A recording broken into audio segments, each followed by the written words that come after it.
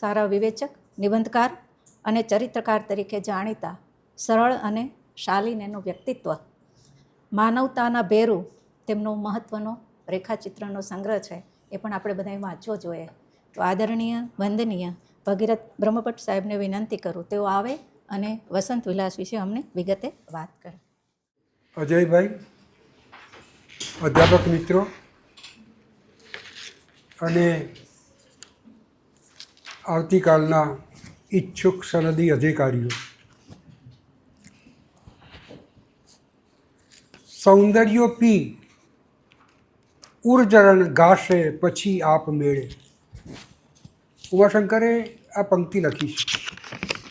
સૌંદર્યો પી એટલે પ્રકૃતિને તું એમ કે પામી લે, પછી કવિતાની મેળે આવશે. પ્રકૃતિને ઘટઘટાવી જાઓ તો પછી જે બહાર નીકળશે એ કવિતા હશે. આ પ્રકૃતિ સાથેનું અનુસંધાન વૈદિક કાળથી માનવ જાત સાથે જોડાયેલું છે. વેદના સમયથી પરંપરા આખી પ્રકૃતિ સાથે જોડાયેલી આપણે જોઈ શકીએ. ઋગ્વેદમાં તમે જુઓ તો પર્જન્ય સૂક્ત ને નદી સૂક્ત, અથર્વવેદમાં પૃથ્વી સૂક્ત, ઋષિકુળો, અરણ્ય જીવન, વિદ્યાર્થીઓ વનમાં જ ઋષિ પાસે ભણવા જતા, ગુરુકુળો, આ બધું જ પ્રકૃતિ સાથે બધું જોડાયેલું હતું. રામાયણ મહાભારતમાં પણ જે વનના અને જંગલના જે વિભાગો આવે છે એ પણ પ્રકૃતિનો ભાગ છે. પ્રેમાનંદ શું આપણે વૈદિકમાં જોઈએ અને પછી સંસ્કૃતમાં આવીએ તો કાલિદાસના ઋતુસંહાર ને મેઘદૂત ને આપણું શાકુંતલ, આમાં પણ પ્રકૃતિ જ સાથે જોડાયેલું છે. કાદંબરીમાં છે જ બધું. આ પ્રકૃતિ સાથેનો માણસનો જે વિનિયોગ છે એ આજનો નથી. આજે તો આપણે વિખૂટા પડી ગયા છે.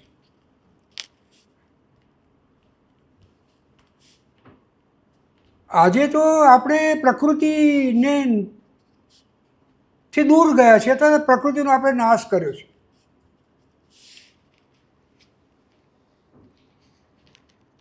આ જે મધ્યકાળનો એક કાવ્ય પ્રકાર જે ફાગુ છે એ આ પ્રકૃતિને કેન્દ્રમાં રાખીને લખાયેલો. ફલ્ગુ, ફાગણ, અને એ વખતે વસંત જે આવે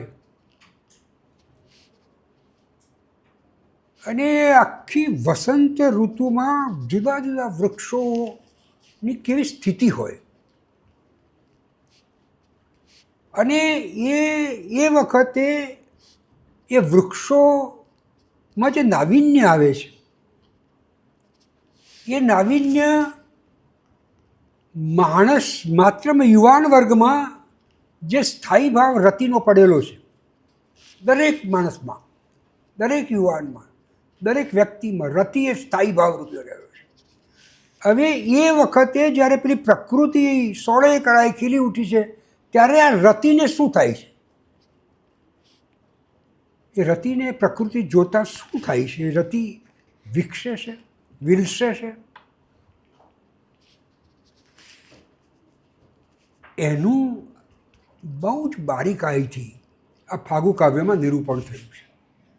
એટલે આપણને એમ લાગે કે આ પ્રકૃતિનું વર્ણન છે. ના, આ પેલો રતિ છે એ જે એને વિલસવાની અને વિકસવાની જે તક અથવા તો ઉદ્દીપન જે પેલા ફાગુ અથવા તો વસંતના વૈભવથી મળ્યું અને એ રતિનો જે ભાવ છે એ શૃંગાર રસ સુધી જાય છે, વિકસે છે. એના આ કાવ્યો છે. એટલે હવે તમે કહો કે એને આપણે પ્રકૃતિ કાવ્ય કહીશું, વસંત ઋતુનું કાવ્ય કહીશું કે શૃંગારનું કાવ્ય કહીશું? એટલે કેન્દ્રમાં પેલો શૃંગાર છે અને એ શૃંગાર રસ પેલા રતિમાંથી કેવી રીતે વિકસે છે નિમિત્ત પેલું વસંત. આ ફાગુ કાવ્યનું એક મોટું લક્ષણ છે. આપણા ત્યાં બે પ્રકારના ફાગુ ચાલ્યા. એક બ્રાહ્મણ ફાગુ અથવા તો જૈનેતર ફાગુ અને એક જૈનોએ લખેલા. આ બે જે સ્વરૂપ આપણા થયા જૈન અને જૈનેતર, બંને ફાગુનો આશય જે હતો એમાં ભેદ છે. બંનેનો આશય જુદો હતો. તો જે જૈનેતર ફાગુ છે એની સંખ્યા 8 થી 10 જ મળે છે અને જૈન ફાગુ છે એની સંખ્યા 100 જેટલી મળે છે. બંનેમાં વર્ણન તો આ જ વસંતનું જ.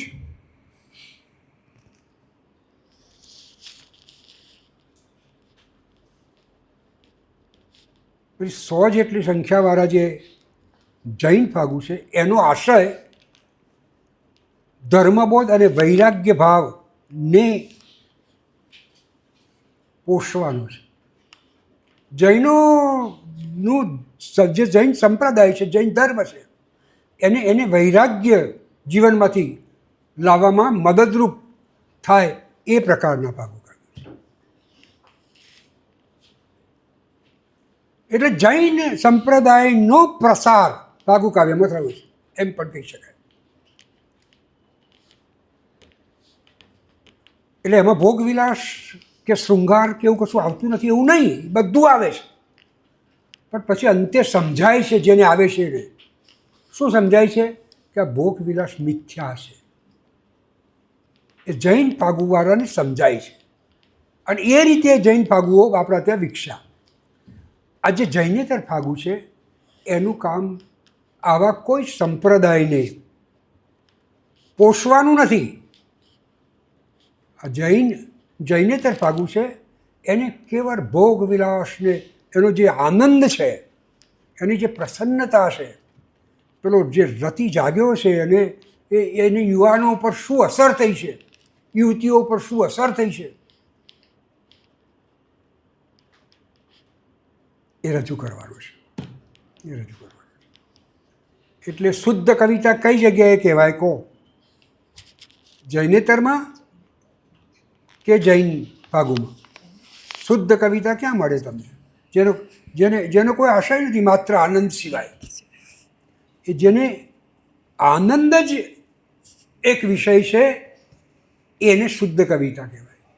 તો આ જૈનેતર આપણે જે ફાગુ ભણવાનું છે જૈનેતર ફાગુ છે, જૈન ફાગુ નથી. જૈનેતરમાં એ દેહ વર્ણનો આવે ને એના શરીરના બધા જ વર્ણનો સરસ રીતે આવે, એ પણ આમાં પણ આવે. પણ જૈનમાં ફરક એટલો કે આખરે એ બધું નકામું છે એમ તમારે કહેવું પડે.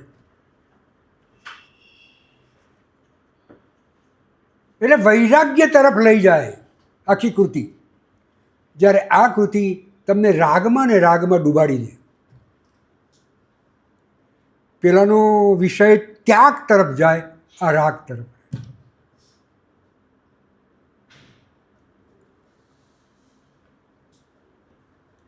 કેટલાક જૈન ફાગુ કાવ્યમાં વસંતની સાથે વર્ષાનો પણ વર્ણન હોય છે. આપણે માફ કરી દઈએ, ભલે રહ્યું પણ ઋતુનું વર્ણન તો છે.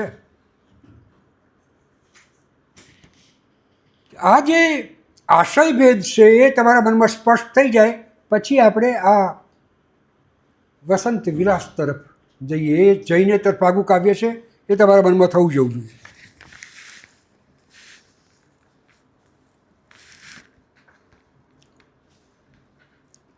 આ વસંત વિલાસ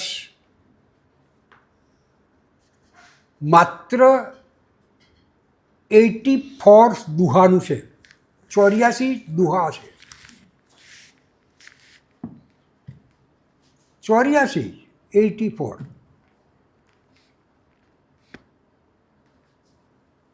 જૈન ફાગુની અંદર કોઈ નાયક ને નાયિકા હોય કોઈ કથા હોય, વાર્તા તો હોય ને, વાર્તા તત્વ કે બે જણા ગયા અને જંગલમાં ને જંગલમાં આ બધું ખીલેલું જોયું ને પછી એમને આવી અસર થઈ. આમાં એવા કોઈ નાયક નાયિકા કે કોઈ કથા નથી, અને તેમ છતાંય તમને રસ પડે, તમને પકડી રાખે એવા આ 84 દુહા છે.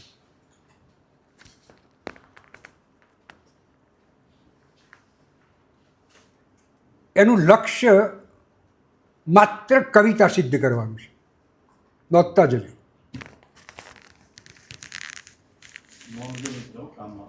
માનવ ભાવ માં જે શૃંગાર છે, શૃંગાર આપણે જે સંતાડી રાખીએ છીએ, શૃંગાર અહીં ખુલ્લો થયો છે.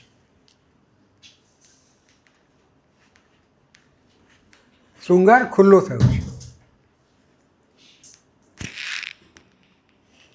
બધા પુરુષો, યુવાનો કેવા છે તો કે કામદેવ જેવા યુવાનો.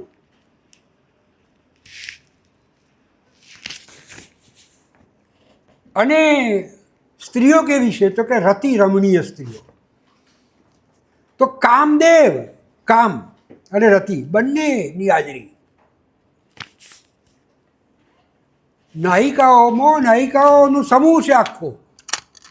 બધા જ નારી પાત્રોમાં પેલી રતિ દેખાય અને બધા જ પુરુષ પાત્રોમાં કામદેવ દેખાય. આવું એક સ્વરૂપ 84 દુહામાં, આ દુહા એક છંદનું નામ છે, માત્રામેર છંદ છે દુહા. એના 4 ચરણ હોય. પહેલા ચરણમાં 13 માત્રા, બીજામાં 11 અને 24 માત્રા હોય. ચુસ્ત રીતે 24 માત્રાથી જ આખો બંધાય એવું આ ચુસ્ત ફાગુ સ્વરૂપ છે. સંસ્કૃતમાં ફલ્ગુ શબ્દ ઉપરથી ફગ્ગુ થઈને ગુજરાતીમાં ફાગુ શબ્દ આવ્યો છે, અને એનું જે અર્થ થાય એ ફાગણ થાય છે.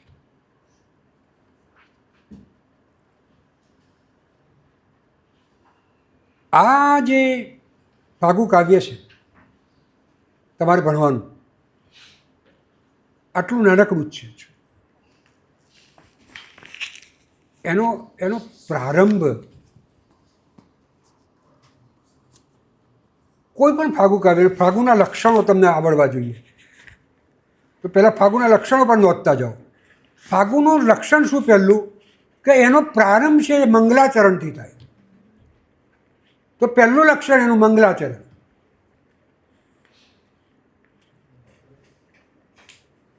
એ મંગલાચરણમાં કોઈ પણ ઈષ્ટદેવ હોય, ગણપતિ હોય કે સરસ્વતી હોય, કોઈ પણ એની પ્રાર્થનાથી શરૂ થાય. બીજું લક્ષણ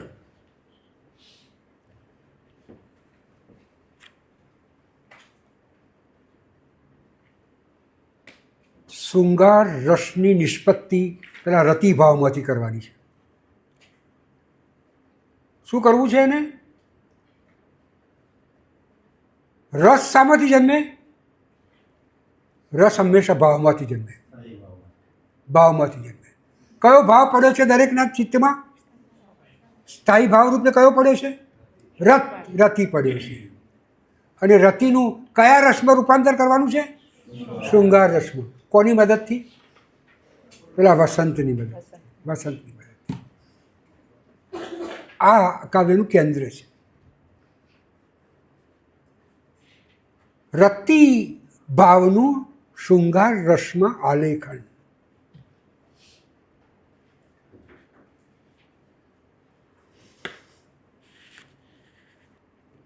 તો વસંત શું બને?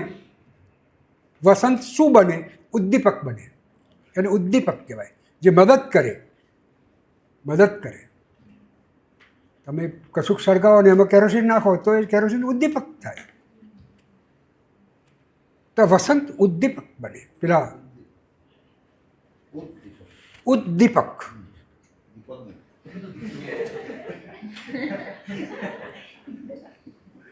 હવે આ શૃંગાર તરફની જે ગતિ છે અને શૃંગાર જન્મ્યો કોની મદદથી જન્મ્યો? પ્રકૃતિ પેલી વસંત ફાગુ એની મદદથી જન્મ્યો. બરાબર. હવે જેનામાં જન્મ્યો, માની લો કે નાયિકામાં જન્મ્યો અથવા નાયકમાં જન્મ્યો, જેનામાં જન્મ્યો એ બંને જણ જો એકબીજાને મળી જાય અને પછી જે પરિણામ આવે એને સંભોગ શૃંગાર કહેવાય, સંયોગ શૃંગાર કહેવાય. અને બેમાંથી એક જણ ખોવાઈ જાય અને એને શોધવા માટે પેલો જે વલખા મારે અથવા જે એના માટે જે એને ઉત્કંઠાઓ થાય એ વિપ્રલંબ શૃંગાર કહેવાય, એ વિયોગ શૃંગાર કહેવાય. આ બે પ્રકારના શૃંગારના ભાવો છે. શૃંગારના બે પ્રકાર, સંયોગ શૃંગાર અને વિપ્રલંબ શૃંગાર. આ બંનેનું વર્ણન તમારે આ 84 દુહામાં છે. અને પ્રકૃતિમાં બધા જ જુદા જુદા, એકેયમાં ડુપ્લિકેશન નહીં. પાછું આંબો એકવાર આવ્યો, 2 વાર, પછી આંબાને નહીં લેવાનો, પછી બીજું વૃક્ષ. કોયલ આવી તો આવી, પછી બીજું. અને કદાચ બીજી વાર લીધી હોય તો એ પ્રયોજન પાછું જુદું.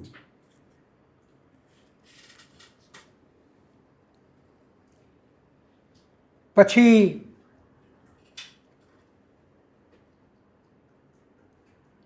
વર્ણનો અને માનસિક સ્થિતિઓ અને વર્ણનો આ બંનેનો સરવાળો કરી અને પછી છેલ્લે ફલશ્રુતિ આવે. ફલશ્રુતિ કે આ આવી કૃતિ વાંચો તો આમ એનાથી મળે ને એનાથી આટલું ફળ મળે.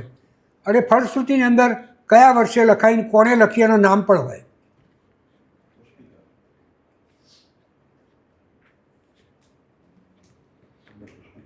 જૈન કૃતિઓમાં તો હોય, ગણધર હોય ને, શ્રીધર હોય ને, સુરીશ્વર હોય ને, પૂર્વજન્મની વાત પણ હોય, બધું જ હોય.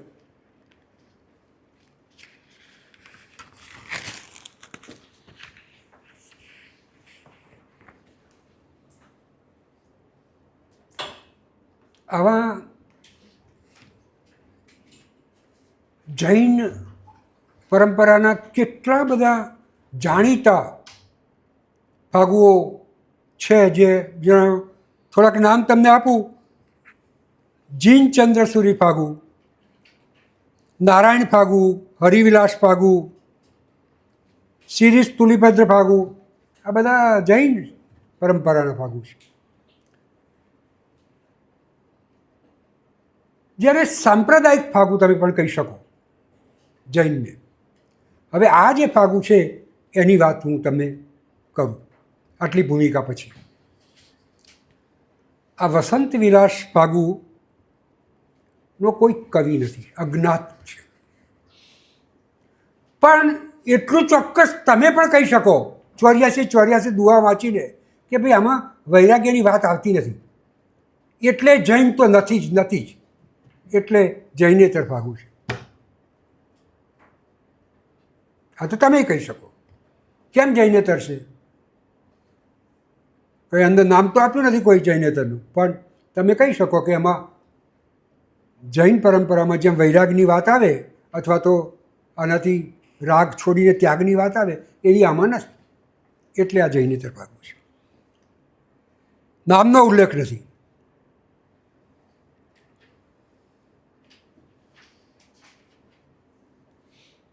ઉમાશંકરે એવો વહેમ કર્યો છે કે કદાચ લખનાર જૈન કવિ હોય અને કૃતિ જૈનેતર હોય,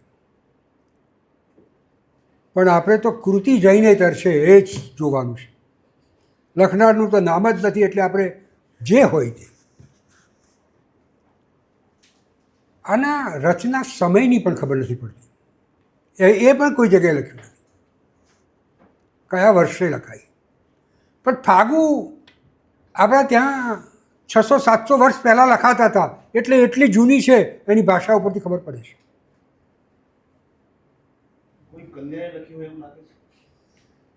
એ પણ કેવી રીતે કહી શકાય ને એ વખતે કન્યા આવી હિંમત કરે.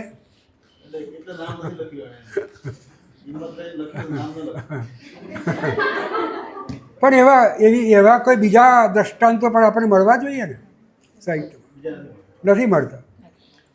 એટલે કન્યાઓ તો આટલે આવી હિંમત ના કરે એ વખત લખવાની. મેઘદૂત જે આપણું છે હવે કરે, હવે કરે. હું સમયના સંદર્ભમાં કહું. મેઘદૂત છે ને, મેઘદૂત વાંચીશ કોઈએ? એ પણ શૃંગાર કાવ્ય જ છે. એમાં છે ને કે સ્વામીનો શાપ આપ્યો પેલા યક્ષને કે જા 1 વર્ષ સુધી તારી પ્રેમિકા તને મળશે નહીં. એટલે પેલો રામગીરી આશ્રમમાં રહે છે ને પછી આ વરસાદ આવે છે એટલે એ પછી એને યાદ આવે છે ને પછી પેલા મેઘ સાથે કાગળ મોકલાવે છે, લે આ મારી પ્રેમિકાને આપજે. અને પછી આ ભૌગોલિકના વર્ણનો અને શૃંગારની જ વાત છે. હું કહું, મને કહેવા દો, આ વસંત વિલાસ પણ ગુજરાતનું મેઘદૂત છે. ગુજરાતનું મેઘદૂત છે. એમાં પેલામાં કથાતંતુ છે, આમાં કથાતંતુ નથી, પણ વાત તો શૃંગારની છે.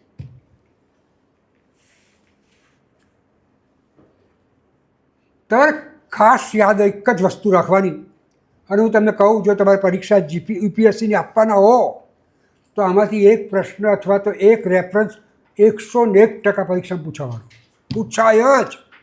મેં તો આમાં કામ કર્યું છે એટલે મને ખબર છે.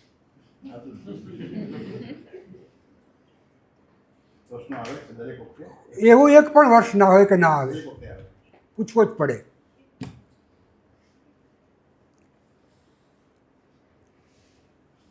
આનો વિષય છે વસંત ઋતુ, પ્રકૃતિ. અને પ્રકૃતિની માનવ ઉપર અસર, માનવ ઉપર અસર.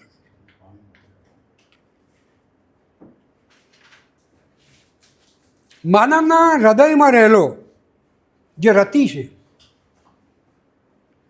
જો તમને કહી દઉં, દરેક માણસ પૃથ્વી ઉપર જન્મે ને એટલા બધા જીવોની અંદર આમ તો 9 છે પણ 8 ભાવ સ્થાયી રૂપે પડેલા જ હોય. તમને સાપ આવે ને તરત જ બીક લાગે જ, દરેકને લાગે. એવો કોઈ ના હોય કે સાપ જોઈને ડરે નહીં, કારણ કે અંદર પેલો ભાવ પડેલો છે. અહીંયા કોઈક એકદમ મરી જાય ને તમે આમ ચિતરી ચડે એવું વાતાવરણ થઈ જાય, દરેકને ચિતરી ચડે, કારણ કે પેલો સ્થાયી ભાવ પડેલો છે. એવી રીતે આ રતિ પણ દરેકમાં પડેલો છે. અને એવું વાતાવરણ ને એવી આખી વાત પેદા થાય તો એમાંથી તમને પણ શૃંગાર જાગે જ. એટલે પછી કોઈ કહે કે ના યોગીને કે સાધુ પુરુષને ના જાગે, એ ખોટી વાત છે, જાગે જ. એ વિવેક રાખે, એના ઉપર દબાણ રાખે, એને વશમાં રાખે, એને કંટ્રોલ કરે, એ જુદી વસ્તુ છે, પણ જાગે જ. આપણા મીમાંસકો કહે છે કે દરેકમાં આવો સ્થાયી ભાવ પડેલા છે, અને આ સ્થાયી ભાવનું રસમાં રૂપાંતર થાય છે. તો આ રતિ નામના સ્થાયી ભાવનું શૃંગાર રસમાં કેવી રીતે રૂપાંતરણ થાય છે એની આ પ્રોસેસ તમારે જોવાની છે. તો અહીંયા આનો પહેલો શ્લોક તમારો શરૂ કરું તો એની અંદર શરૂઆત એમણે કરી છે, પહેલૌ સરસ્વતી. હવે મને એમ થાય છે કે સરસ્વતી તો બ્રહ્મચારીણી નહીં,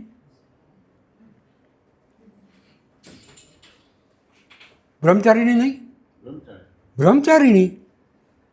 પહેલૌ સરસ્વતી અર્ચીશું રચીશું વસંત વિલાસુ.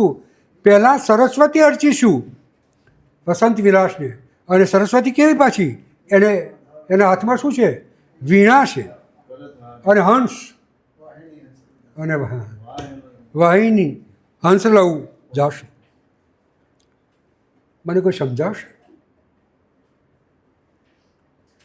ગણપતિની કે બીજા કોઈક ઈષ્ટદેવની સ્તુતિ કરી હોત તો સમજી શકાય, પણ આ બ્રહ્મચારીણી આ શૃંગારની વાત છે ને એમાં બ્રહ્મચારી ક્યાં લાયા? બૌદ્ધ ભિક્ષુએ લખ્યું હોય તો આવું થાય. એવો વહેમ કરાય. પણ તટસ્થ રીતે જોઈએ તો મને એમ લાગે છે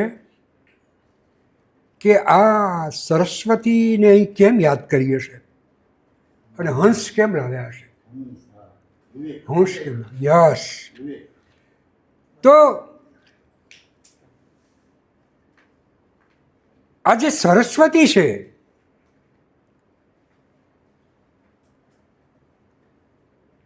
એ વિદ્યાની દેવી છે, અને પેલો જે હંસ છે એ નિરીક્ષિર વિવેક. તો તમારામાં જે રતિ જાગે, શૃંગાર, જે રસ તમારા ઉત્પન્ન થાય એની ઉપર પણ વિવેક રાખવાની વાત છે. આ સંકેત ત્યાં પડ્યો છે, આ સંકેત ત્યાં પડ્યો છે. એનાથી તમારે શું કહેવાય, છાકતા નથી બની જવાનું. શૃંગાર જાગે એનો અર્થ તમારે બેફામ નથી બની જવાનું. પેલો હંસ સરસ્વતી પાસે જે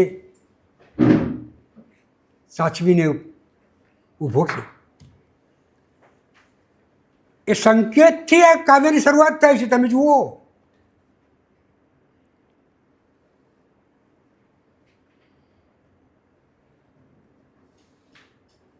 પછી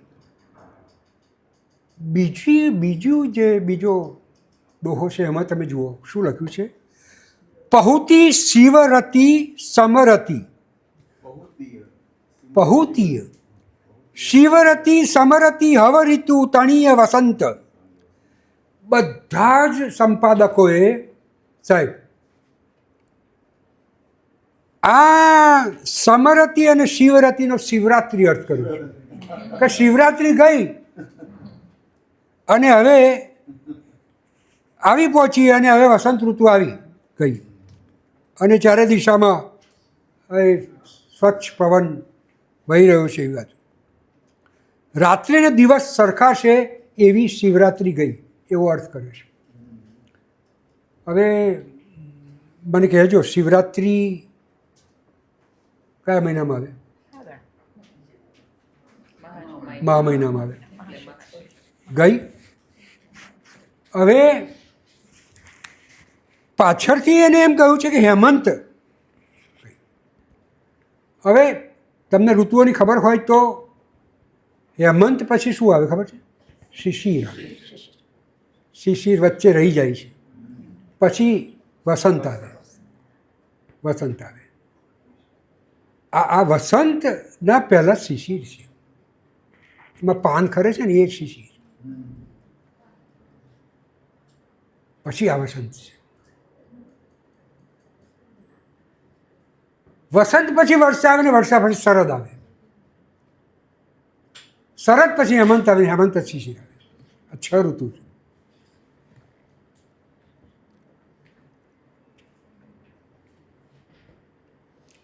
તો એણે આ પહુતીય શિવરતી સમરતી જે લખ્યું છે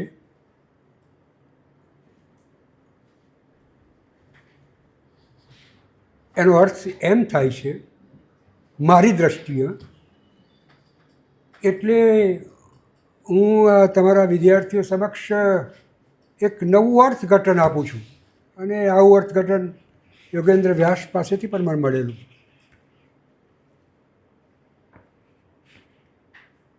રતિનો અર્થ રાત્રિ ના થાય, ના થાય. બધા સંપાદકોએ મોટે કે બી વ્યાસે પણ રાત્રિ જ કરી છે. શિવરતિ એટલે કલ્યાણકારી રતિ. શિવરતિ એટલે કલ્યાણકારી રતિ. અરે તમે જુઓ, સમરતિ, સમરતિ એટલે વિવેકમાં રહેનારી સરખી રતિ. ક્ષમતામાં રહેતી હોય, વિવેકમાં રહેતી હોય, એવો રતિ હોય તો એ કલ્યાણકારી છે, એ જીવનમાં જરૂરી છે, ઉપયોગી છે, એ ધન્યતા આપનારો છે. શિવરતિ અને સમરતિ આ બંનેના અર્થ આ છે. શિવરાત્રિ નથી, પહોંચી ત્યાં પહોંચી. બહુ સરસ. આ સારો અર્થઘટન છે. આ અર્થઘટન નવું છે. ઓ વેલકમ. કેમ છો? મજામાં? તો આ એક નૂતન અર્થઘટન અહીં આપણે કરીએ છીએ. શિવરતી સમરતી. હવે શિવરાત્રિ ભૂલી જાઓ તમે અને તમે લખજો કે આગળના કેબી વ્યાસ જેવા સંપાદકોએ શિવરાત્રિ જેવો અર્થ કર્યો છે, પણ અહીં એક નવો અર્થની પણ શક્યતા છે એમ લખજો. શિવરતી સમરતી. સમરતી એટલે વિવેકપૂર્ણ રતિ અને શિવરતી એટલે કલ્યાણકારી. રતિનો જો વિવેકપૂર્ણ ઉપયોગ થાય તો એનો જે શૃંગાર તમારો જન્મે એ પ્રસન્નતાકારક હોય, ધન્યતાવાળો હોય, ઉપયોગી હોય અને પ્રજાની ઊર્ધ્વ ગતિ કરવાવાળો હોય. એ વાત છે. પછી મારે તમને કહેવું છે કે આગળ જતાં જતાં એને વૃક્ષો એમાં આંબાથી શરૂઆત કરી છે કે ફાગણ મહિનો એટલે આંબો અને કોયલ તો હોય જ. તમે એને છઠ્ઠા ત્રીજા ચોથામાંથી જ અને પછી આંબો આવી જ જાય છે. આ ત્રીજા દુહામાં શું કર્યું છે ખબર છે? એમણે શું લખ્યું છે? બહિનૌ ગઈ હિમવંતી વસંતી. બેન, હેમંત ઋતુ ગઈ, હવે વસંત આવી અને ભ્રમરો ગુંજારવ કરે છે. હવે મારે તમને કહેવું છે એને સંસ્કૃતમાં એવું લખ્યું છે અલી મકરંદી હિ મુહરિયા કુહુરિયા સવી સહકાર. અલી અલી વાપરે. અલીનો અર્થ બધા જ સંપાદકોએ ભમરો જ કર્યો છે. અલીનો અર્થ ભમરો થાય તો બરાબર સામાન્ય અર્થ, પણ એણે 3 શબ્દો વાપર્યા છે આખા 84 શ્લોકમાં. અલી, મધુકર અને ભૃંગુ. આ ભૃંગુ એટલે ભમરો, જેનું કોઈ ઠેકાણ નથી, ગમે તે ભટક્યા કરે. આજે આ સ્ત્રી લીધી, આજે બીજા પુષ્પમાં, ત્રીજા પુષ્પમાં, એ ભૃંગુ. અલી એ સંસ્કારી નાગરિક છે, વિવેકશીલ છે, એક પત્ની વ્રતવાળો છે. અને જે મધુકર છે એ મધુકરને પણ જે ઉપયોગ કર્યો છે તમે જોજો કે એ સાર ગ્રહણ કરવાવાળો, સારું લેવાવાળો એની વાત છે. તો ત્રણેય શબ્દોનો ઉપયોગ એની જુદી જુદી, આ ત્રણેયનો અર્થ જુદો છે. અને એને જે જગ્યાએ અલી મૂકવાનું છે ત્યાં અલી મૂક્યું છે, મધુકર મૂકવાનું છે મધુકર, અને ભૃગુ મૂકવાનું છે ભૃગુ મૂક્યું છે. આપણે બધાનો એક જ અર્થ કરી અને પછી એને થોડોક ઘટાડવા માટે કોશિશ કરી. થાય અર્થ એક જ, પણ એમાં સૂક્ષ્મ ભેદ છે, એ પણ આપણે જોવો જોઈએ. આ ફરીથી જ્યારે મને વાંચવાનું મળ્યું, હું આ ભણ્યો હતો, ભણવામાં મારે આવતું હતું, અમે ભમરો જ ભણ્યા હતા બધા. પણ હવે ખબર પડી કે ના, આ તો કંઈક જુદું છે. કેમ તમને કહું કે એણે એમ કહ્યું કે હેમંત ઋતુ ગઈ, હેમંત ગઈ, હવે કોણ આવ્યું? વસંત આવી. વસંતનું અવતરણ થયું અને પુષ્પોના મધુપાનથી મત્ત બનેલો જે અલી છે એ ગુંજારવ કરે છે. એટલે અલીને જગાડ્યો કોણે? વસંતે જગાડ્યો ને. એટલે ખરેખર તો લજ્જાશીલ છે, શર્મિંદો છે પેલો તો. અલી તો સંસ્કારી છે. લખ્યું છે એટલે કહું છું, સંસ્કારી છે અલી. કોણે જગાડ્યો એને? એવું લખ્યું છે અંદર. વસંત ઋતુનું અવતરણ થયું છે એટલે પુષ્પોના મધુપાનમાં મત્ત બનેલો અલી ગુંજારવ કરે છે. કોને જગાડ્યો? વસંતે જ, ઓલી નાયિકાએ જગાડ્યો ને, એને ઘેલો કર્યો. તો લજ્જાશીલ અને સંસ્કારી જે છે એને અલી કહ્યો છે. તમે જુઓ, ભમરો ના કહેવાય. ભમરો તો એક ફૂલમાંથી મારી હવે બીજામાં જતો રહે, બીજામાંથી ત્રીજામાં જતો રહે, ભટકે. અલી આપણે સંસ્કૃત શબ્દ છે, સંસ્કૃત શબ્દ છે. અરબી કે ફારસી? એટલે મને એમ લાગે છે કે આ વસંત છે ને એ એટલી તીવ્ર છે કે એને પેલાને છેડ્યો, સંસ્કારી છોકરાને છેડ્યો. અન્યોક્તિ છે. હા. Right right. પછી આગળ જતાં એના ગુણ વિસ્તર્યા અને સર્વત્ર એ આમ્ર વૃક્ષમાં મગમગી ગયો. હવે તમે જુઓ આંબો આવ્યો, અને આંબો આવ્યો એટલે કોયલના ટહુકા પણ ત્યાં આવ્યા. એટલે મંગલાચરણથી શરૂ થઈને આ શિવરતી સમરતીની ભૂમિકા બાંધીને આપણે વનકેલીમાં પ્રવેશ્યા. તો કેવો છે આ વસંત? તો કહે છે મુનિ જે હોય ને એનું મન ભેદી નાખે. જે મુનિ હોય, ઋષિ હોય, યોગી હોય, એનું મન ભેદી નાખે. પછી પેલા અલીને તો થાય જ ને. તમે જેને ભમરો કહ્યો એ અલી છે, એને તો થાય જ ને. કે છે મુનિનું મન ભેદી નાખે. અને માનુની જે હોય, માનુની એટલે સ્ત્રી નહીં, માનુની એટલે જે રિસાઈ ગયેલી પત્ની છે, રિસાઈ ગયેલી, એને થોડીક મનાવવી પડે. અને મનાવો નહીં તેમ છતાંય મનાઈ જાય એવી ઋતુ છે આ. મનાયા વગર મનાઈ જાય એવી ઋતુ, એટલે માનુની કહી. આપણે આવા ઝીણા અર્થોમાં જઈએ ને તો આ વાંચવાની મજા પડે.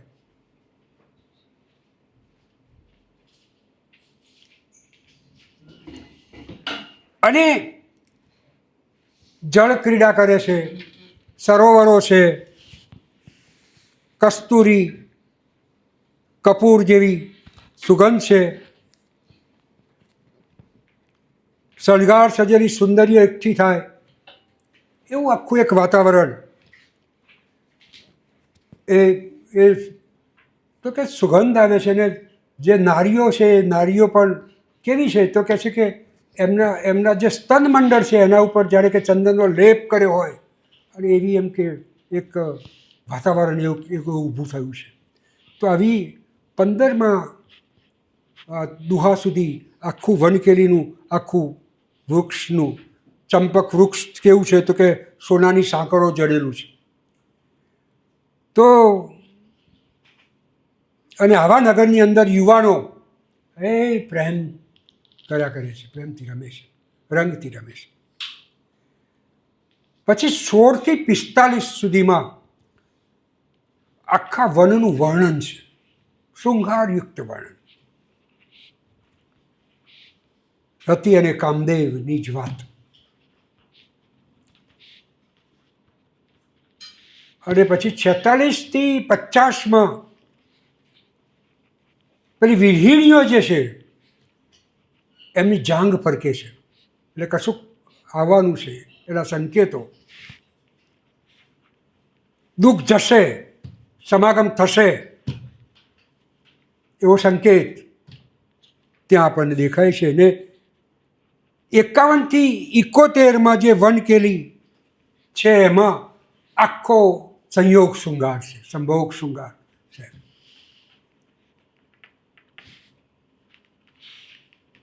અને પછી 71 થી 83માં પેલો તમે જેને ભમરો કહો છો એ ભમરાને કેન્દ્રમાં રાખી અન્યોક્તિઓ છે.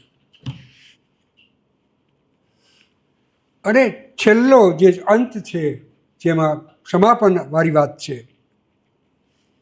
એમાં એમ કહ્યું છે કે આ નર નારીનો જે રતિભાવ છે એનું જે નિરૂપણ છે, એ જે ગાશે, જે વાંચશે એ ગુણવંત રહેશે. એને ગુણવંત શબ્દ વાપર્યો છે છેલ્લે. હા, એટલે ધન્યવાદ, એને ધન્ય થઈ જશે, એને ધન્યવાદ આપું છું. એટલે તમે જુઓ કે સરસ્વતીથી શરૂ કર્યું. આ લખજો તમે, સરસ્વતી બ્રહ્મચારીણી છે. એનું હંસ જે વાહન છે એ વિવેકનું છે, તો આ શૃંગારમાં વિવેક રાખવાનો છે, એના સંકેતથી શરૂ કરીને આ જે ગાય જે આમાંથી પસાર થાય એને ગુણવંત કયો. હવે આવી વાતો કરે એને ગુણિયલ કહેવાય? પણ ના, આવી પણ વાતો વિવેકપૂર્વક કરે એ ગુણવંત કહેવાય અને એને ધન્યવાદ આપે છે. હા, તો આ આખી જે કૃતિ છે 84 શ્લોકની, એ માત્ર પ્રકૃતિ કાવ્ય નથી, માત્ર ઋતુ કાવ્ય નથી. પ્રકૃતિ અને ઋતુ નિમિત્તે આ એક શૃંગાર કાવ્ય છે. અને એની અંદર આ જે વર્ણનો છે વૃક્ષોના,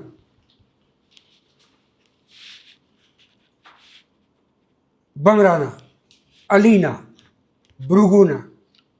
આ ભૃંગુ જે છે એ ભમરો, આ અલી જે છે એ મેં તમને કહ્યું કે શિષ્ટ સજ્જન.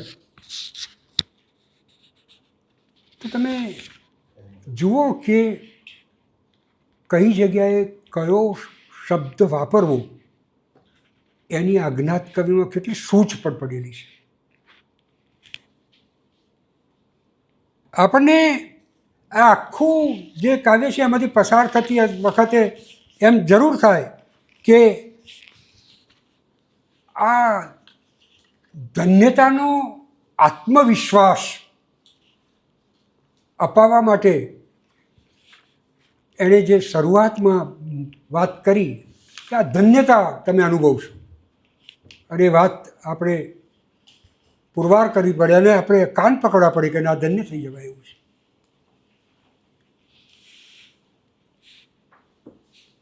એકલા શૃંગારની વાત કોઈ કરે ને તો આપણું નાકનું ટેરવું ઊંચું થઈ જાય, આપણને ના ગમે એમ. તેમ છતાંય કોઈ પણ જગ્યાએ અશ્લીલતા લાવ્યા વગર આટલું રોચક શૃંગારનું વર્ણન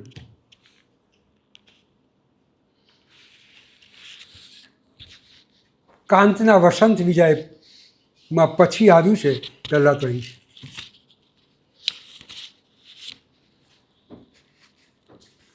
આ જે કાવ્ય છે એ કાવ્યના જે 84 દુહા છે એ દુહાનો જે માત્રામેર છંદ છે અને એનું જે વ્યાકરણ છે એનો પણ અભ્યાસ કરવા જેવું છે.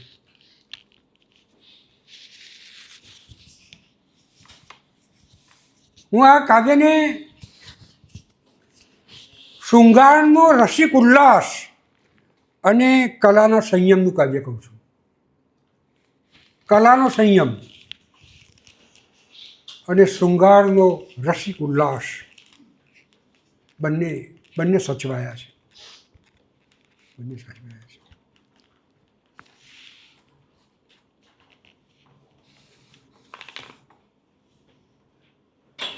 શૃંગારની રસિક વાત હોય અને એમાં સંવાદિતા ના હોય તો જોખમાય. એટલે પેલા હંસ દ્વારા સંવાદિતા પણ તમે જુઓ કે એણે જાળવી છે.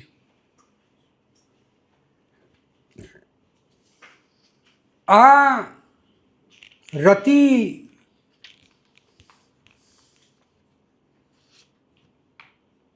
ની વાત જૈન ફાગુઓમાં થાય ખરી, પણ એ જૈન ફાગુઓમાં આ રતિ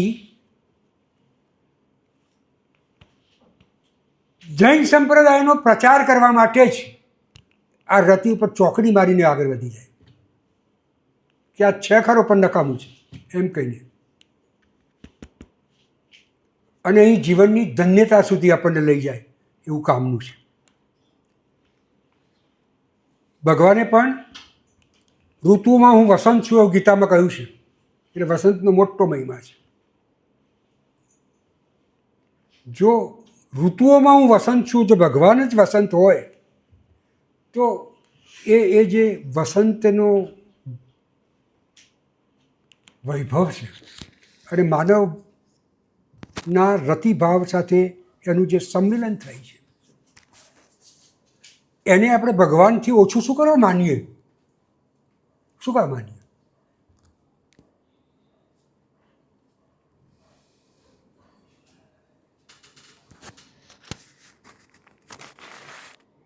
મદનની આણ કેવી છે? યૌવન મદહી ઉદપંતી દંપતી થાય યુવાન. અને યૌવનના મદથી ઉન્મત્ત થતા યુવાનો, દંપતી, જેમને ધર્મથી લગ્ન સંસ્કાર સ્વીકાર્યા છે એવા પણ, આ દરેકને આ વસંત સ્પર્શે છે, અસર કરે છે. કોયલનો સૂર સાંભળીને જે વિધુર થયેલા છે અને જે વિયોગીઓ છે એ ધ્રુજવા માંડે છે, ધ્રુજવા માંડે છે. એમને એકલા પડી ગયાનું, એમને કોઈ નથી મળ્યું, એકલા છે, એની એ વેદના વેઠે છે. પણ આ નગરજનો, આ જે નગરજનો છે જે કુદરતી રીતે વિધુર થયા છે ને વિયોગીની થઈ છે, એ વિપથગામી બનતા નથી. બીજાનો આશરો રહેતા નથી, એ વિવેક રાખે છે, એ સ્થિતિમાં જીવે છે, સહન કરીને જીવે છે. આ મેં તમને અગાઉ કહ્યું ને, પેલો અંશ, આ જે વિવેક રાખવાની વાત છે એ વિસ્તરી છે સાહેબ, 84 શ્લોક સુધી વિસ્તરી છે. તો વૃક્ષોના વર્ણનો, અંદર શબ્દ પસંદગી, લય, ભાવની તીવ્રતા, આ બધું જ એટલી સરસ રીતે ચિત્રાત્મક રીતે તો આવે છે કે આપણને વાંચતા આનંદ આવે, આપણને પ્રસન્નતા થાય. કદળી ગૃહોના મંડપનું વર્ણન હોય, વૃક્ષોનું હોય, લતાઓનું હોય, કોઈ કોયલના ટહુકા હોય, અલી સમૂહ હોય, પાટલ પુષ્પ હોય, બોરસલ્લી હોય, ડમરો હોય, માલતી હોય, ચંપો, અશોક, આ બધાનું નોખાપણું આ કવિએ આપણને ચિંધી બતાવ્યું છે. વાકી કડી અને એમાં બાણ જોવું, આ તો પરીક્ષા પૂછાય છે પાછું, હા, પૂછાય છે. કે કેશય કલી અંકુડી, અંકુડી. એ પૂછાય છે. તો વિરહ સંતાપ અને મિલન ઝંખના બંને આ કાવ્યની અંદર સરસ રીતે ગૂંથણી પામ્યા છે. આખી ચિત્રમાલા લેખી છે એમ કહીએ તો ચાલે. અને મદનને રાજવી કયો છે, પ્રતાપી રાજવી, એનું જ ચાલે છે આ વસંતમાં.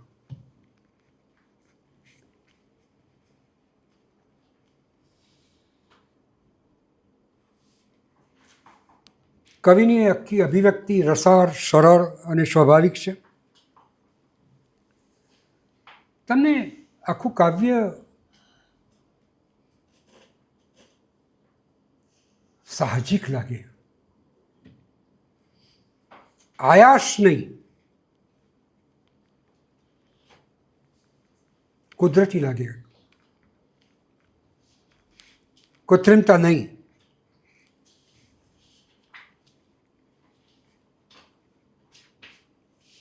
આ પ્રકૃતિના બધા જ અંગોને આપણે તપાસીએ તો આપણે એમ કહેવું જ પડે કે ગુજરાતી ભાષાનું આ મેઘદૂત છે. એક એક શ્લોક લઈને હજુ જેની વાતો ઘણી કરી શકાય, પણ મને એમ કહેવામાં આવેલું કે તમારે 1 કલાક બોલવાનું છે, એટલે મને લાગે કે મારો સમય અહીં પૂરો થાય છે.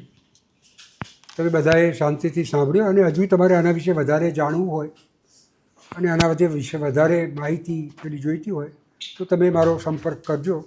હું તમને આનાથી વધારે વાકેફ કરીશ. અને વધારે પણ મૂળ વાત એટલી છે કે મનુષ્યની અંદર રહેલો પેલા રતિભાવનું શૃંગાર રસમાં આ વસંત દ્વારા કેવી રીતે આલેખન થયું છે અને કવિએ કેવો સંયમ જાળવ્યો છે, કલા સંયમ જાળવ્યો છે, એની વાત અહીં કેન્દ્રમાં છે.